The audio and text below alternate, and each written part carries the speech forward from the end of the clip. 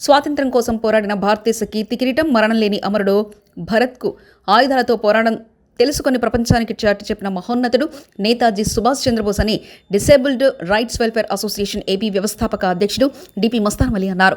నేతాజీ సుభాష్ చంద్రబోస్ 128వ జయంతిని disabled rights welfare association AP ఆధ్వర్యంలో స్థానిక జగజ్జనని నగరంలో ఉన్న కార్యాలయంలో సంస్థ వ్యవస్థాపకులు డిపి మస్తాన్ వలి ఆధ్వర్యంలో నేతాజీ సుభాష్ చంద్రబోస్ చిత్రపటానికి పూలమాలలు వేసి ఘనంగా నివాళులర్పించారు. ఈ సందర్భంగా మస్తాన్ వలి మాట్లాడుతూ స్వాతంత్ర పోరాటంలో దేశం గర్వించే విధంగా బ్రిటిష్ వారిపై అలుపెరగని పోరాటం చేసిన గొప్ప వీరుడన్నారు. సుభాష్ చంద్రబోస్ గారి 128వ జయంతిని మనం జరుపుకుంటున్నాము. జయంతి అని చెప్పొచ్చో లేదో తెలియదు, కానీ ఆయనకి డెత్ అయితే లేదండి. ఎప్పటికీ ఆయన సజీవంగా ఉన్నారు అనేసి చాలా కాలం ఎదురు చూశారు. బట్ అయితే 123 years కాబట్టి ఆల్మోస్ట్ అలా ఆయన జయంతి కానీ మనం పురస్కరించుకొని ఇవాళ పూలమాల వేసి ఆయన సన్మానించుకోవడం జరిగింది. సన్మానం కాదు, పూలమాల వేసి నివాళులు. సన్మానం వేరు, సన్మానం అన్నారు మీరు.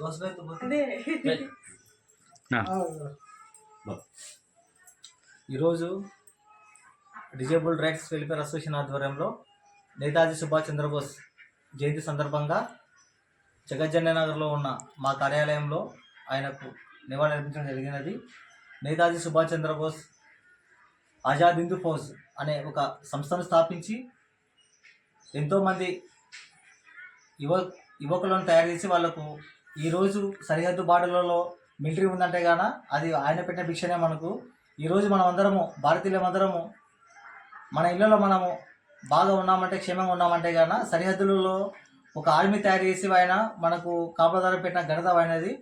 సుభాష్ చంద్రబోస్ అనే అతను అతివాది, స్ట్రైట్ ఫార్వర్డ్ అయిన, వృత్తిపరంగా న్యాయవాది వృత్తి చేసిన కూడా ఆయన బ్రిటిష్ ప్రభుత్వానికి ఆయన వ్యతిరేకంగా పోరాడి హిట్లర్ అనే ఒక అతనితో మన భారతదేశానికి శత్రువైన కూడా అతనితో జపాన్ వెళ్ళి ఆయనతో స్నేహం చేసి శత్రువుతో కూడా అక్కడ ఉన్న వాళ్ళను ఉన్న యువతతో ఆజాద్ హింద్ ఫౌజ్ అనే ఒక సంస్థ స్థాపించి ఈరోజు నేషనల్ ఇండియన్ ఆర్మీగా దాన్ని అది చాలా ప్రసిద్ధికి ఎక్కింది. కాబట్టి నేటి యువకులు కూడా సుభాష్ చంద్రబోస్ గారిని ఆదర్శంగా తీసుకుని ముందుకు వెళ్ళాలని చెప్పేసి కూడా నేను కోరుకుంటున్నాను.